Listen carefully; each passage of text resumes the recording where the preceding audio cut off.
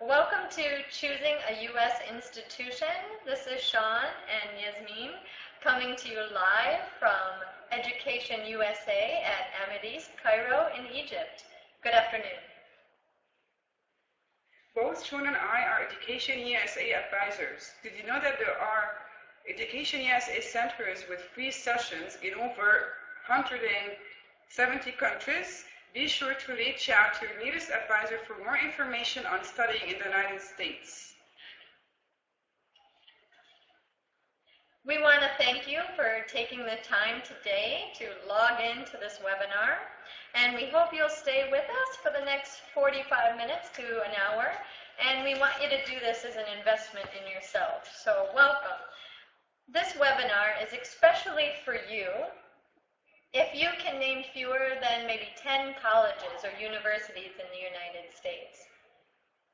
If you are thinking that a top-ranked institution is automatically the best choice, or if you are not enjoying the search for a college and university and are having some difficulty narrowing down your choices. Thank you, Sean, and thank you to everyone who's joining us. So this should be an exciting presentation. If you have questions, please note them and we'll take them at the end of the presentation. All right, let's begin the webinar. Let's go. So why is this webinar important? Why should you log on? The choice of which college or university that you will be applying to may be the most important part of the U.S. admissions process. Even an excellent student can be rejected from a college or university if they're not a good fit. You only want to apply to institutions where you honestly believe you will be successful academically and socially. This will be a place you will graduate from. This will be a place you will love. This will be a place you will contribute to the campus community and be an alumni. So, first question, why do you want to study in the United States? Is it because of the flexibility? Remember, the U.S. has no federal accrediting body. It's regional bodies, no federal central authority. So lots of flexibility are offered. Maybe you want to go for the quality or the state-of-the-art facilities. Maybe it's because there's a student-centered approach or an emphasis on critical thinking. Maybe you're going for the English language experience or the value of education. Maybe you're going because in the United States you will have the chance to work very closely with your professors, very small classes. Maybe you're going for the international experience and the networking, very valuable for your CV and your career. Or maybe you're going because in the United States there are more than 4,500 institutes of higher education. There's lots of choice. So you have to ask yourself, what will make my application stand out? You have to ask yourself some questions in choosing a university or a college. So what are your points of weaknesses? What are your points of strengths? So what is your personality like and your learning style? And you have to consider what type of student you are. Are you a graduate or undergraduate? And also you have to know how difficult were your previous studies and how did you do? What is your GPA if converted to a US scale? So how strong is your English proficiency as well? Is it too good or not that good? So do you have a community experience or do you have any kind of work experience? Do you have talent as an artist or an athlete? And if you have any kind of unique background that you come from, or do you just want to tell an interesting and amazing story, what kind of schools would be looking for a person like you? That's a great question. Yeah. What schools are looking for you? So take your time to know yourself before choosing a university in the United States. Thank you. The next thing is, remember that the degree you're seeking is part of a much bigger picture. It's not like a trophy you put on a shelf. It's more like a passport. It's part of a bigger picture. How will this degree you're seeking help you achieve your long-term goals? It's a part of a bigger puzzle. Know what you want and what you need. So you have to know your priorities. What do you want and what you need in a college or a university. academically, and what you need and what you want personally, and financially as well. So you have to find all these needs, and there are thousands of quality accredited universities and colleges in the United States. Thank you. So here we go. Academically, personally, financially. First question, what are you looking for academically? What degree are you seeking, first off? What are you hoping to study? What major, what minor, what graduate concentration? Do you want a very rigid program that everything is set and you can follow? Or do you want something that's much more flexible? Do you want to design your own degree, for example? What types of professors are you hoping to work with? What facilities or equipment will you need for your studies? Will you want to take a certain amount of classes in certain topics? Do you prefer very small classes where the professor knows you so well they will call you if you're not there for class? Or do you want sort of the large lecture hall experience where hundreds of students are learning from the most top-notch research being done right there on campus? You have to ask yourself, what are your academic priorities? Now, when it comes to academics, you have a full range of choices when it comes to the type of institution. The United States offers a whole full range. The first is maybe the liberal arts college. These aren't just the arts, performing arts, visual arts. They include those, but it's also a well-rounded education in critical thinking, speaking, writing, the humanities, and sciences. You want to consider these schools if you're looking for that well-rounded look. It's a school with a focus on the undergraduate education, and there tends to be a lot of funding available for international students. Or maybe you want a public university. These are more research-driven with more opportunities for graduate and postgraduate study. These are also much larger institutions in most cases, and they rely on subsidies from the state governments. So they don't offer as much for international students, but they do offer, that research component, and the tuition rates are a little bit lower. So it's a bit more affordable, but again, without as much financial assistance. There's also community colleges. Community colleges are a great choice. They offer a 2-year associate degree or certifications, limited choices, sometimes a few bachelor degrees, but usually a 2-year degree. And these are a great choice for students who want to sort of start at a lower tuition school and then transfer to a 4-year program in what is called the 2+2 plan. Community colleges also offer degrees in the more technical fields, such as air traffic control, nursing, hospitality, auto maintenance, culinary arts. There are also technical schools. Before technical schools, you get women's colleges. So in women's colleges, they have facilities and classes that are tailored for young women. They have female role models and professors that are stellar in their fields. They also have a record of the women graduating actually having much more success than women graduating from co-ed facilities. Now we'll get to technical institutes and academies of art and design. These schools offer more focused education. It's a little bit more narrow in terms of curriculum, but they're very rigorous and competitive. And if you really like that environment that's more focused and competitive, these could be a great choice for you. There are also something called HBCUs, historically black colleges and universities. There's over 100 in the United States. These are a sense of pride for the African American community as well as the nation at large.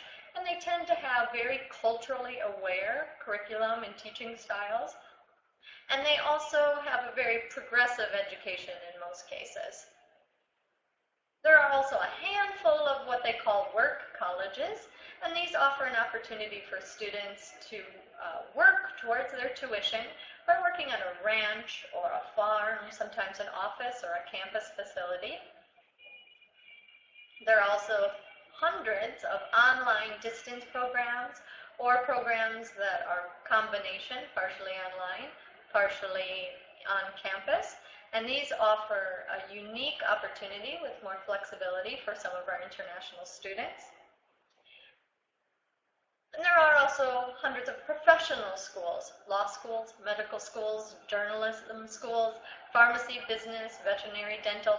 These professional schools are some of the most world-renowned schools and also highly selective. There's many different types of institution. So as you're starting your search, narrow it down and decide what's the best fit for you. And once you decide what you are looking for academically, as John said, you have to look for something personally that makes you interested in such a college or university. So what is a good location for networking in your field? That's a question that you may ask yourself. What are the places where you can find a lot of opportunities? What kind of colleges where you can find opportunities? What kinds of activities are you interested in? Sports, sororities, fraternities, what kind of religious communities will you find? So do you want to live in a rural place or a remote place that has few distractions, or you like the urban setting? What kind of setting would be really interesting for you? And do you want to experience different seasons like winter, summer, spring, fall? What cost of living is in your budget? And do you want to be near a community that is very close to your personality, or do you want to experience like diversity and different culture? What is more appealing to you as a person? Let's see, we have a lot of choices. So it's great. Yeah. So what is important to you personally? And I have a lot of students who are saying, I don't care. I don't care. Well, that's the place to start. Start caring, know what you want, and then you can decide which areas you're a bit more flexible on. But start thinking, what do you want? What's the ideal priorities? And then work backwards on where you're more flexible. Yeah, remember that you have a lot of thousands of choices, from Hawaii to New Hampshire, from the new cities, the biggest of cities, to the smallest of towns. You have a lot of choices. So that's why you have to make up your mind, what are your interests as a person? All right, the third question here. What are you looking for financially? This is just like shopping. What are you looking for? Start by asking the big question, what's the total cost for a certain university? This includes not just the tuition, but fees, room and board, lab fees, books, supplies, transportation, both internationally and locally on campus. It also includes the mandatory health insurance and some other costs. Some universities are very clear. They'll tell you the exact total cost for a year. Some universities and colleges make you do a little bit more work to investigate what this cost would be for you. Some have different costs for different programs. Graduate or medical school, they'll have different costs. So make sure you're looking at the right cost on their website.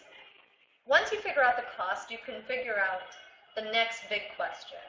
What can you contribute? Your family, your savings.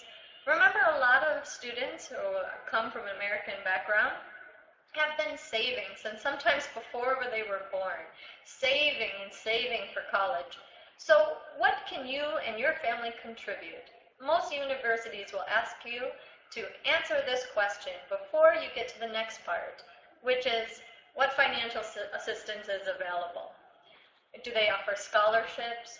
Do they offer maybe tuition waivers, graduate assistantships, talent scholarships, athletic scholarships? What is available? And what is your anticipated chance of getting this?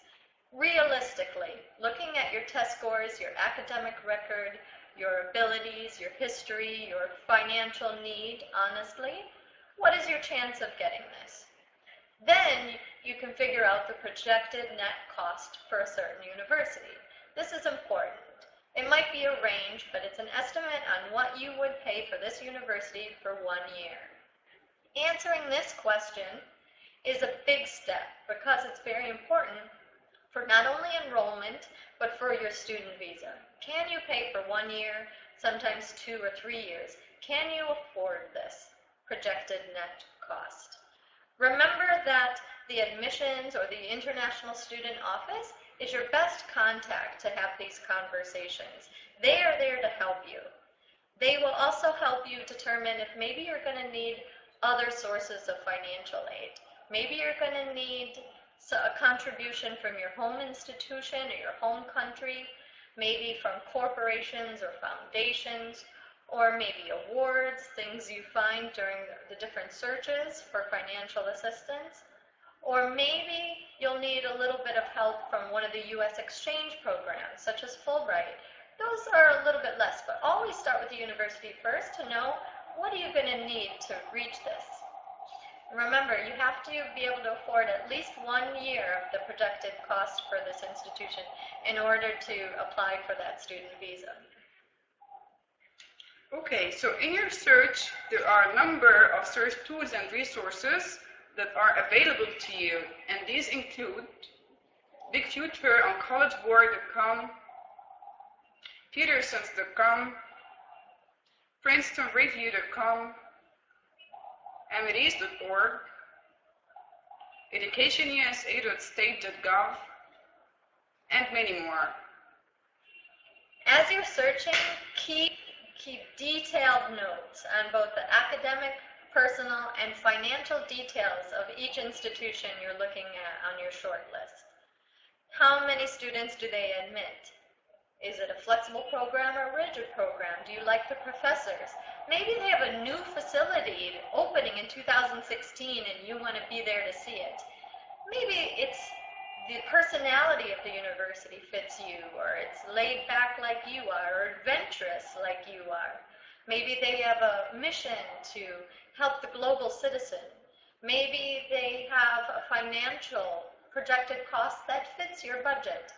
Also note the application details. What are the deadlines? What are the requirements for the program you're interested in? Keep these detailed notes, not only to help you narrow down your choices, but this is going to become critical when you get those certain particular essays. They're going to ask you, why did you choose this university to apply to? If you have a chart like this, it's quick and easy to go through your notes and help yourself write a dynamic and detailed essay. The generic, you're a great university, usually don't fly with them. So having some notes will help you both in the application and narrowing down and choosing a U.S. institution. So this chart helps you narrow down your school list, looking at the personal, financial, academic details of each institution, and make the right fit. Make a short list of 5 to 10 universities you plan to apply to that you are excited about. You want to be excited about all the schools on your list, and they want to vary in selectivity. Maybe a top dream university that maybe selects less than 25% of students, and then maybe some in the middle range, they select maybe 50, 75% of students, and then some that are less selective or open admissions. I went to an open admissions school and loved it. It was a perfect fit for me. So look at that full range and be excited about all of them. Will you honestly be successful academically and socially at all the schools on your short list? And do you feel you are a good fit personally for all of those schools? Be excited about them, know the details, and make a plan. And then register and prepare for the required standardized test. Complete your application packages and apply on time. Yeah. All right, kids, time to review. So first question, why do I want to study in the United States? Know it for yourself personally, not just what other people tell you. Why do I want to study in the United States? And then know yourself, know your strengths and your weaknesses. Then you can find a university that's looking for you. Know what you are looking for. It's like shopping. Know what you're looking for academically, personally, and financially. Then narrow down your choices and enjoy the search. It can be fun. Yes, sometimes. We want to thank these institutions for use of their images in today's presentation. And we've come to the point we're going to move on to Q&A. So there's a green button, I believe, at the bottom. So if you want to click Q&A, type in your questions. We're going to try to take as many as we can. We have about 20 minutes or so, maybe a little bit more, to try to answer as many questions as possible. And if you need us to repeat anything, please do. So here we go. I'll read off the questions before we answer.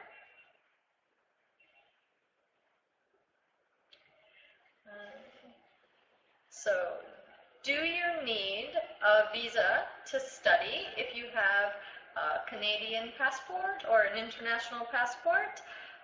The answer is yes. In most cases, you will need a student visa in the student category, F or J visa, depending on the program.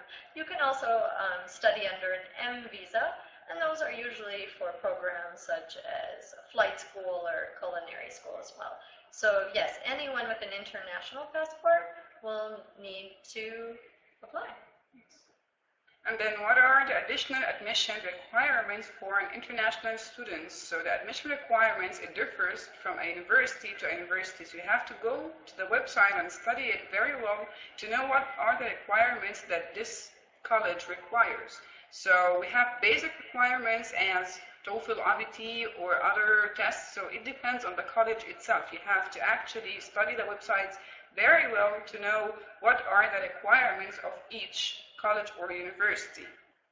Excellent. All right, we're moving quite quickly here. This is great. I hope you all are still enjoying it. So, next question. Is there a search engine to find and filter the universities that offer the program you're looking for?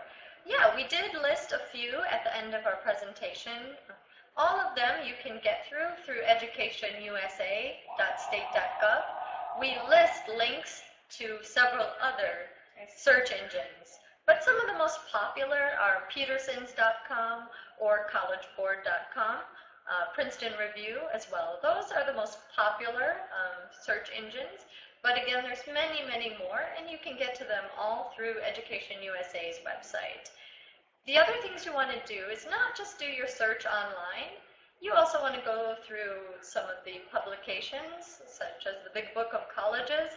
There's a lot of books that give you lots of detailed information and help you in the search. And those are available in the Education USA libraries. So every Education USA center, remember there are in over 170 countries, they'll have a library available to you where you can go through the publications. And they have very detailed information on admission rates to what are the requirements. So check out those printed publications. And then also do some searching offline. I always suggest this. Read publications in your field. They're going to have universities or programs advertising, especially if they have scholarships or are looking for international students.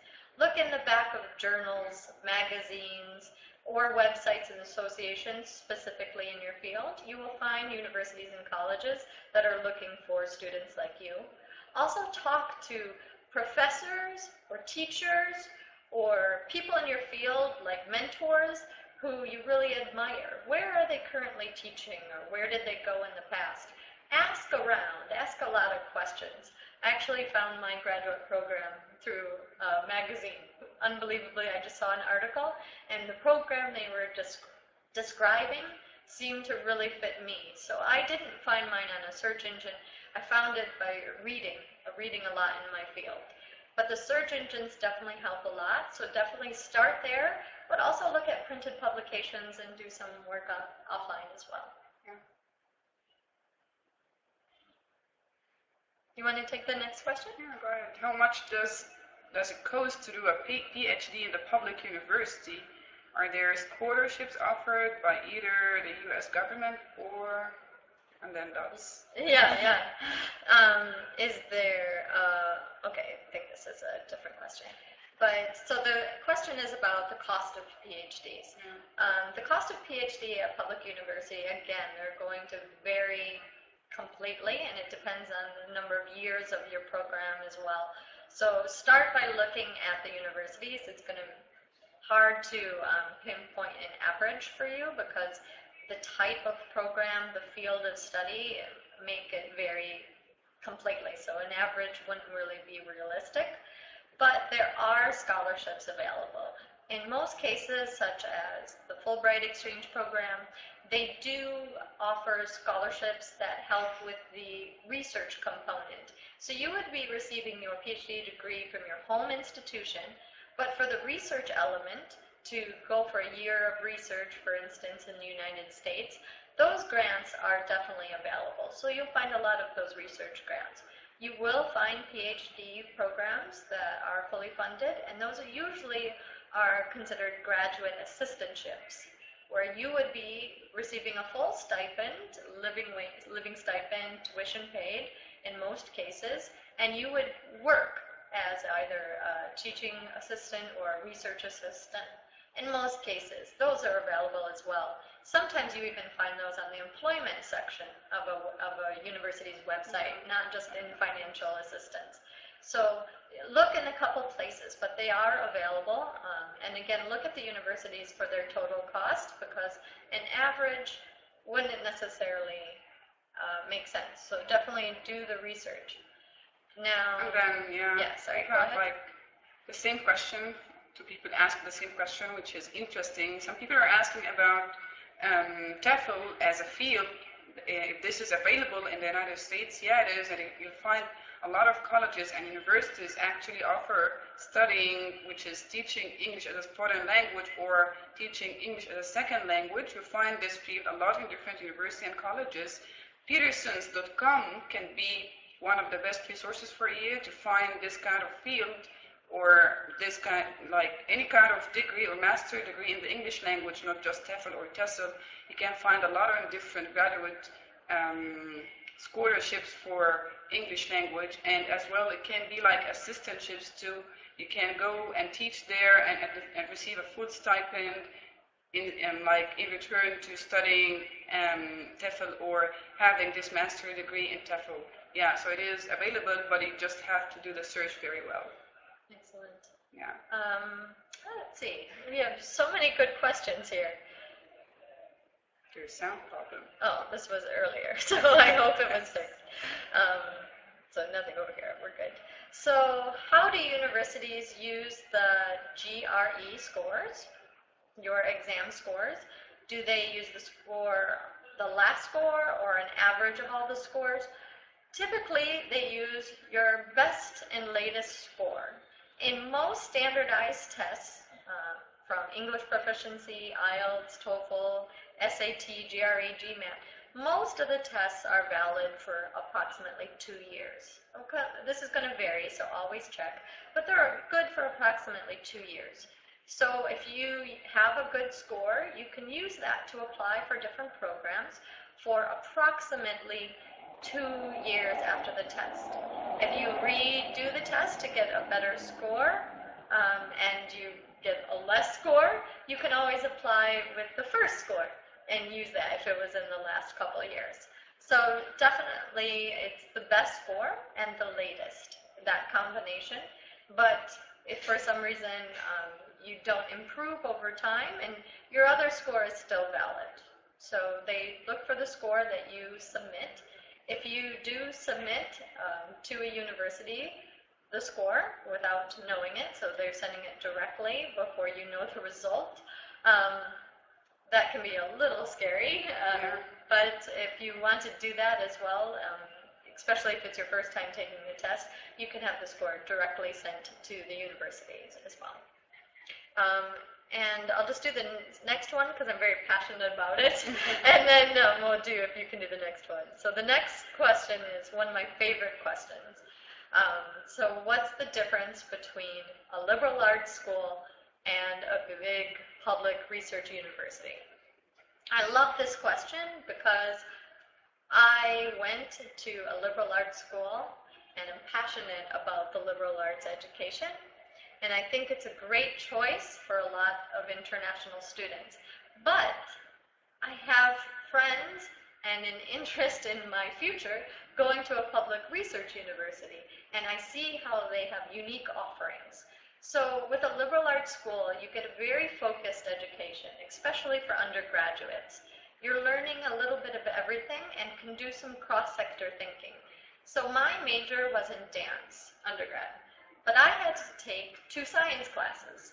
And I actually took, what was it, the biology of spiders. And I took ethics, and my professor's name was Dr. Money. I loved him. Oh, yeah. I also took math classes and history classes. I took the poetry of the Harlem Renaissance. I took classes in almost every department in my first 2 years. And then I focused a lot more in my major after that.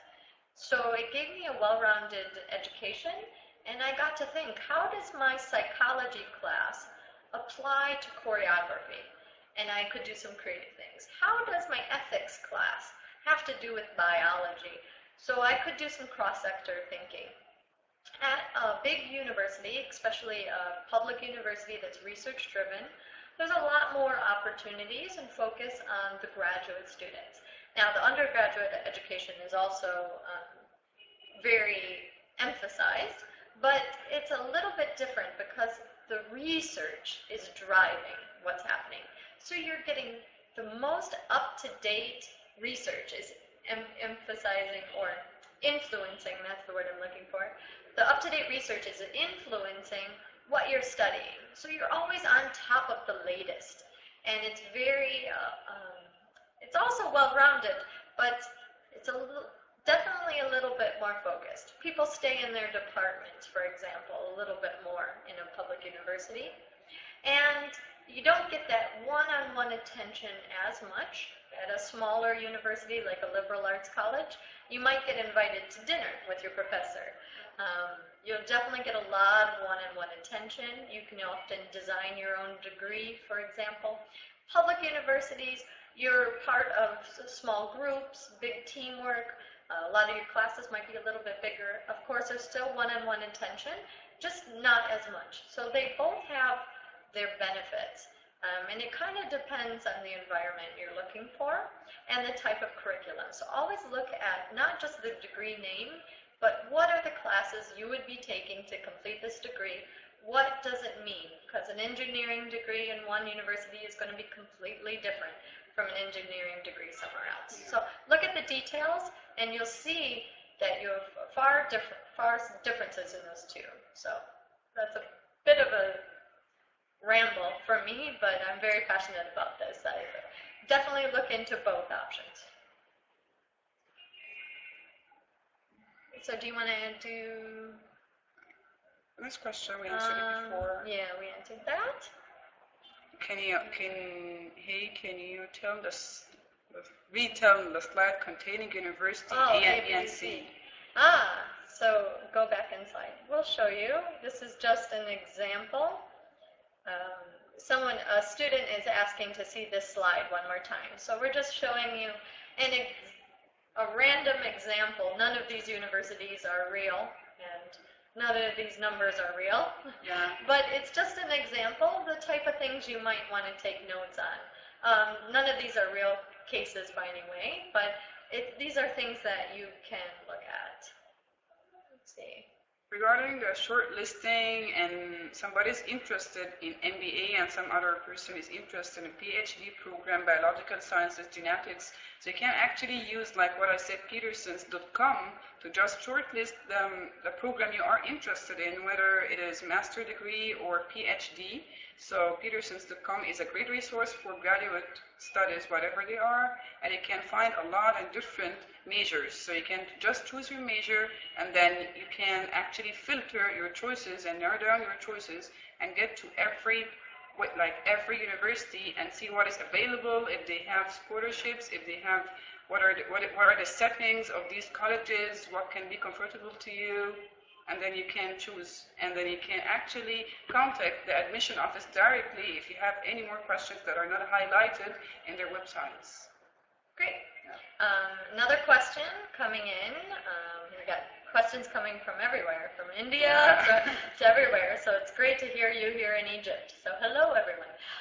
Let's take the next question. I'm going to take this one here. This is, thank you for the nice presentation. Well, you're welcome. Thank you. Thank you to you for the compliment. We enjoy it. So how can I know the GPA, the GRE, the TOEFL cutoff of an individual university? So you're asking about the admission requirements or averages standards. So some universities and colleges have an exact number. You must have this to even think about applying from your testing or academic record. Another university might just have an average of what the students usually have, a range, and then you can fall below it or above it, but then you must have other strengths if you're weaker in one area. Also, there's some universities that will do something called conditional acceptance. We'll accept you with a low TOEFL, for example, but then you must complete an intensive English program before you start your studies. If you complete it successfully, then you'll be admitted to the school. So there's different ranges. And how do you know? That's your question. You go to the university's website. That is the best and first place. That's usually the most up-to-date and accurate. If it's unclear or you can't find those numbers or those requirements for an international student, you can always email or call or Skype with the admissions person at the university directly just to get more clarity. There's also books and publications at your Education USA Center nearest to you that have all that information about all the universities. Or you can look at some of the search engines. For example, College Board, the Big Future site, they give you very detailed information on what exactly the college or university is looking for. Do they emphasize the personal essay, or do they emphasize the SAT score? What's most important to them? Is extracurricular activities most important, community leadership, or academics? So always look as much detail as possible. I always like to look at the university's website and see which students they highlight. Who are their favorite students? What pictures and stories are they telling? Who are their ideal student? What students fit and represent them? Those are usually the type of students they're looking for. Academically or personally, you'll see those personality types and those scores. So always go to the university's website first as your first choice because they're most accurate. The other things are updated a little bit later, so sometimes they're a little bit out of date. But always check in with the universities directly. Yeah, okay, so we have a question here. Somebody's asking that how important are the activities in my application form? Would I benefit from attending many clubs, or grades would decide how successful I am as an applicant anyways? Okay, so now it's kind of a combination. It's not just the scores or the grades, and it depends on the university. So actually what makes your application stand out, not only the scores, no, the community service activities, or if you have any previous work experience, that would add a lot, because some certain universities look for like an extrovert person or a certain skill in a person. So once they like get this from your application, so you have more chance to be accepted as a person. Some universities don't like introvert people. They feel afraid like maybe he may not fit in our community or whatever.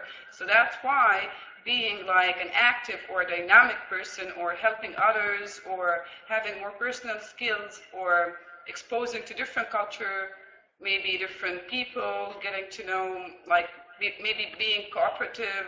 So all the personal skills are actually something that will add to your application and would make it stand out. So if you participated in any kind of activity, of course include it and highlight it in your application, because this would give you more chance to be accepted. Sorry, there's so many good questions. We have about 15 more minutes, so we're going to try to get to all of them. I hope we're still here. Sorry, I'm leaning in. Let's see. All right, so I'll do one that I saw earlier, and maybe one of these. Okay. Go through. I'll answer one. It's good we can tag team. Yeah. And I'm going to do one because of the current slide. There was a question earlier about sort of religious groups and associations in the United States. So there are large diversity in the United States when it comes to local communities. So you'll have very homogeneous communities, small groups where there's a lot of the same, a lot of Greeks students and families, or a lot of Muslim families, or a lot of, I know there's a large contingent of Egyptian families, but there's also Jewish communities, there's also Chinese communities, Malaysian communities, there's communities with people from Guam. There's also, in urban areas, you're going to find neighborhoods where every other house is a different culture, different religion, different background, different economics even. So there's lots of diversity. If you want a town where you're the only one like yourself, maybe the only Egyptian in the whole town, and you want that experience, or maybe you want to be around a lot of other Indian community. Maybe there's some food back home that will be available at a grocery store that has your sort of community's food specialties. Like in Egypt, I know they love malchea. So I have students looking for a school near a grocery store that sells malchea. So most likely you can find what you're looking for. And then on campus, so apart from the wider city or town that the university is in, on campus as well, there's lots of clubs and associations. So you could join a club like the Jewish Student Association, or the Sikh Student Association, the Buddhist Student Association, the Muslim Student Association. There's also interfaith groups on campus where people of different faiths come together, and almost every college or university has these services and clubs. There's also sports groups, so they're not competing on that national competitive level. They just love to get together and play football. So there's also clubs for sports or swimming or health. There's also clubs where you volunteer in the community. For example, Habitat for Community, or Habitat for Humanity, where groups of students go and build houses for those who are poor, or maybe were in a hurricane or something like this. There's lots and lots of opportunities. Some universities have hundreds and hundreds of choices in clubs, so you can join clubs with students like yourself, or join a club that's very diverse. You get to meet all different kinds of students, international students and U.S. students as well. So look not only at the community you're going in, is there, a community or a consulate or embassy for where you're coming from, but also look on campus, because I'm pretty sure, most likely, you're going to find what you're looking for, both in difference and diversity, but also students that are just like you for that little piece of home. Yeah, and there is a question that we actually receive frequently, which is, what is the age maximum to study in the U.S.? So there is no age maximum. You still have the chance to complete your studies in the U.S., so it doesn't have a maximum age here. Yeah, I've seen students getting their undergraduate degree at age 89, something like this. Yeah. There's sometimes an unspoken minimum, actually. Like for the MBA, they like students who are 25 or older that have some work experience. That's just one example. That's not hardcore, but in a lot of cases, they have sort of the typical student, but there's also usually no maximum. So you were definitely correct there. Oh, so many questions. Oh, they're all good.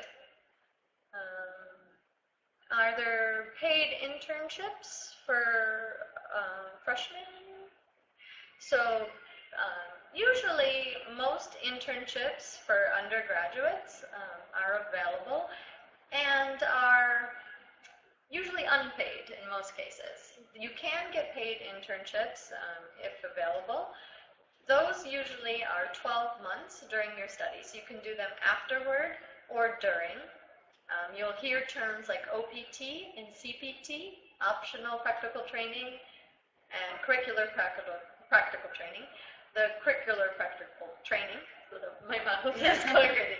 The CPT must be directly mandatory and related to your studies. So you'll know if you need to do this to complete your program. A lot of master's programs have this requirement. For undergraduates, usually it's not a requirement, so you'll probably do something called the OPT, which you have to apply for. That's again 12 months, either during, after or combination of 12 months total, where you will have an internship in your field, something related. In most cases, that's unpaid or has a limit to how much you can earn. Both the internship and the on-campus employment are not going to be enough to afford your studies. You have certain requirements to stay within your student visa status, so they're mostly going to help with some of the additional fees or maybe transportation, maybe for a new laptop or the books, but it's not going to be enough for your tuition. Another note, if you are in STEM field, science, technology, engineering, or math, STEM, you can get an additional 17 months. So that's 29 months of internship that's available to you. So definitely ask the international office at the university what services they have to help you find and obtain those internships. They'll have many more details and services. Find out which universities are willing to help you in that search as well. Yeah, and there's a question. Baker is asking if he can apply for the master, but he still doesn't have a BA certificate. Okay, so yeah, you can actually prepare yourself for a master, but you cannot do the online application since they ask for the transcript of your bachelor degree. So you can like prepare yourself, maybe do the test, get the test scores, personal statement, work on it very well during the last year of your university here or whatever you are studying, and then you can apply for a master degree, but it can not be accepted unless you are graduated from a certain university. Yes, that is correct. Yeah. So, sorry, I was looking at. Thank you, Baker. I like when you put the names. Yeah, it's very helpful. Yeah. That's very helpful. So in most cases, you will need that degree. If you find a program that's maybe a combined bachelor, master's, it might be very rare. There's a few of those, for example, in medicine or something, that will combine an undergraduate and graduate degree. There are a handful of those programs. But in most cases, they need, again, that bachelor's degree to apply as a prerequisite. Do universities with religious affiliation restrict their education because of the religion? No. Typically, those who go to a religious associated school, a religious affiliated school, don't know it. You wouldn't know by what's being taught. It seems like a liberal arts college. It seems like every other small private school. You will often see religious services available for all religions. Yes. So even a Roman Catholic school, for example, has services and facilities open to students of all religions. A few times you might see something very unique. For example, there's a small school I know where the religious affiliation just means that in each class they think about the role of religion in that field. So if they're studying biology, for example, they think about the role of faith or the role of God in their field, and they maybe do an essay on it or something, or have a conversation for all their fields. And that's very unique, where they have that dialogue. But in most schools, it just means that there's services available for students of all religions. But in most cases, a student wouldn't necessarily know the religious affiliation by any other means than the moniker on the website. So that's a good question. A lot of times the religious affiliated schools are great options for international students because they're looking for diversity, and they often offer diversity scholarships for international students. So don't keep them off your list. They're often a really good choice for international students.